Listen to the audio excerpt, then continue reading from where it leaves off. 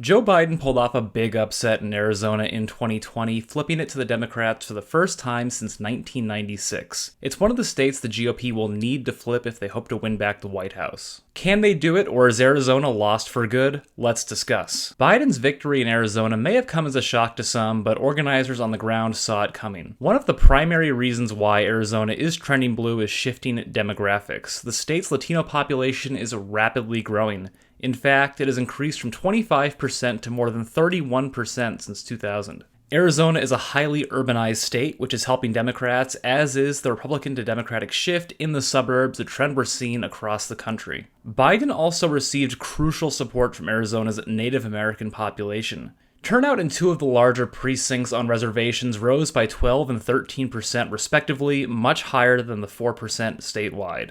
And Trump's repeated attacks against John McCain did him no favors in 2020, though I'm not sure they'll still be a factor in how people vote in 2024. How can the GOP flip Arizona? It starts with nominating a candidate who is best positioned to win. Recent polling makes it unclear who that candidate is, though. Prime Group shows Trump beating Biden by 4%. Public opinion strategies found Biden ahead of Trump by 2%, but trailing DeSantis by 6%. Polling isn't very reliable this far from the election, but there are some positive signs for the GOP. Let's start with Biden's approval among Arizona voters, and it is not good. It looks like it could be something that will be not good.